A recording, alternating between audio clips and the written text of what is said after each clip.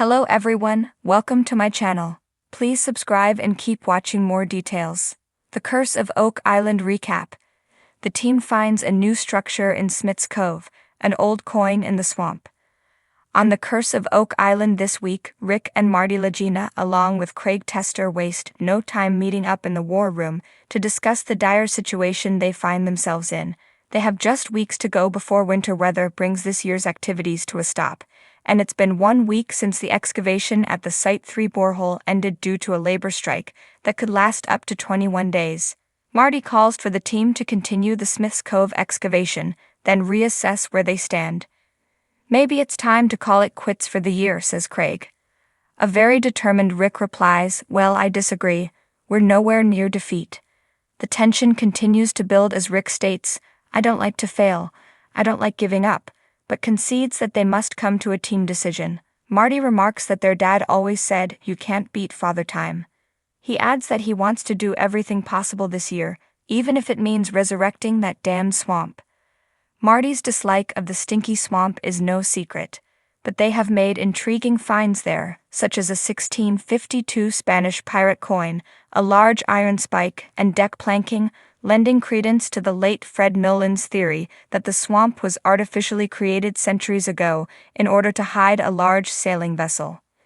It's decided that the team will deploy seismic testing in the swamp to identify any potential voids and man-made structures, and Marty can't help getting in one last dig at his nemesis, labeling the bog wretched as well as fetid. At Smith's Cove, the team watches as crane operator Billy Gerhard continues to scoop out piles of earth as the massive beach area excavation continues. Metal detecting expert Gary Drayton has found no metal today, and there has been no new pottery or glass uncovered at the wash plant. Hold the phone, before the sun sets something amazing happens. The operator delivers a piece of wood up from the ground and someone asks, another structure. Wait a day, chimes in Gary, and we'll find another structure. Next, stones are found along the structure, meaning this could be associated with the main flood tunnel. Crunching is heard as the crane continues its relentless dig, and Gary exhorts, dig it out and see what it looks like. If structures were treasure, we'd be rich. When a corner of the structure is found entrenched in the mucky mud, the excitement grows and the team starts digging by hand, finding wooden slats. If this is a shaft that predates the money pit, it could be a breakthrough discovery.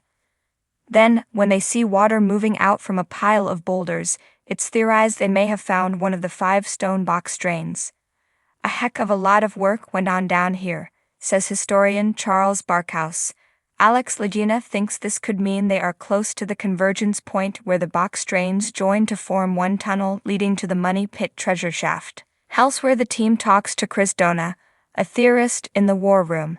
He presents the team with information about constellations and explains he believes the stars were used to map out things on Oak Island, such as treasure locations. To this, historian and researcher Paul Troutman says, as above, so below, a reference to the theories some believe about the stars holding the key to finding treasure. According to Donna, he believes that the star Spica in the constellation Virgo marks a significant spot on the eastern edge of the swamp, perhaps representing a back door to the money pit.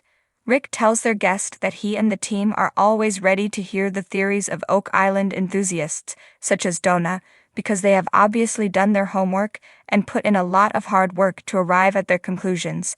The others nod in agreement. Meanwhile, reps from Evil Canada arrive at the swamp, in preparation for a seismic survey of the muddy marsh. Prior to their arrival, the team spent 2 days draining the roughly 4-acre area and put down wooden planks for the experts to walk on. In all, more than 2,000 explosive charges will be set off, with 4,000 recording devices known as geophones recording data. Each blast sends sound waves below the earth to create a data diagram which hopefully will reveal any structures below.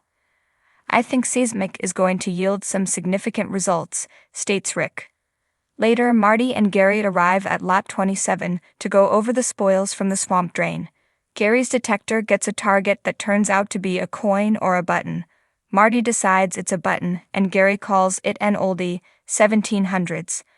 Another target reveals a coin or a token with Marty saying, I'd say that looks real old. It could date to the early 1600s due to the fact that it has a hole punched in it, meaning it could be from one of the colonies. Could this disfigured coin be a key to who came to the island before 1795? I hate like hell to say it, says Marty. Maybe there are answers in the swamp. Elsewhere, the team gathers in the war room to discuss the results of dendrochronology testing on the Smith's Cove structures, including the slipway and U and L-shaped structures. Colin LaRocque, professor of climate science at the University of Saskatchewan, tells the team that his data reveals the slipway was made of red spruce, dating to 1771, meaning it predates the money pit.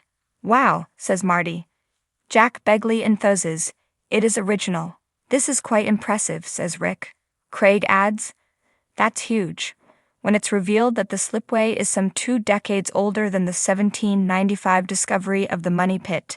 Next, they learn that the U-shaped structure is well-preserved red spruce from 1769, meaning it and the slipway were put in at the same time, making this revelation the biggest thing that's happened since they started working on the island, according to Marty.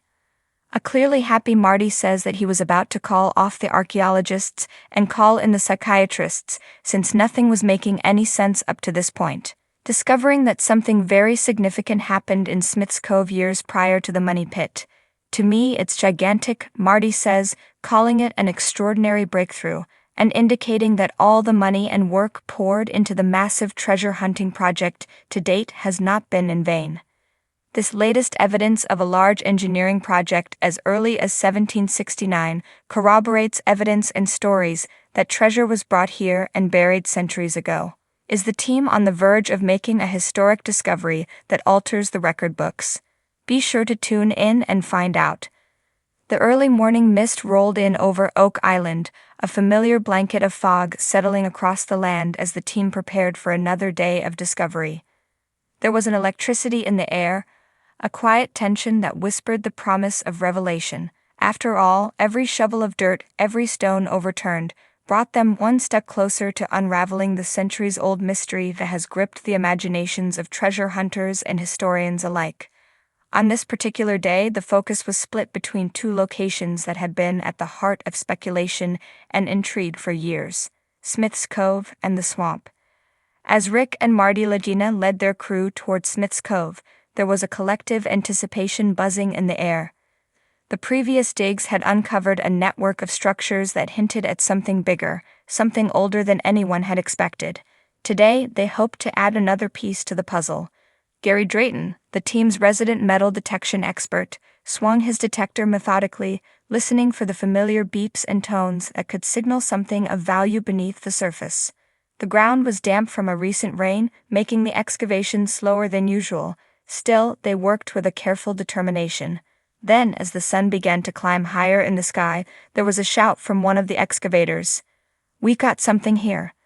The team hurried over, their boots sinking slightly in the softened earth.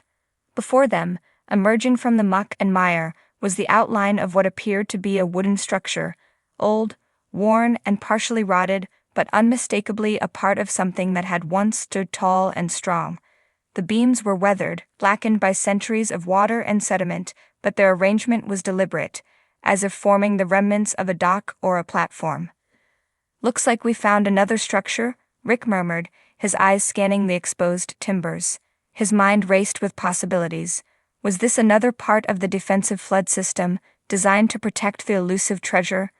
Or was it something even older, a structure built by those who came to Oak Island long before the Leginas and their crew? Craig Tester knelt beside the wooden beams, brushing away the dirt. "This could be significant," he said, his voice steady but filled with the underlying excitement that they all felt. They began taking samples, hoping to carbon date the wood to pinpoint its age. If they could confirm that it was older than previous finds, it might change everything. But as thrilling as the discovery was, they couldn't afford to focus on just one area. There was the swamp, a place that had offered its own tantalizing clues over the years, and today it would offer yet another. Marty, with his ever-present skepticism, led the charge to the murky, enigmatic body of water. The swamp had a way of guarding its secrets, but the team was determined to pry them loose.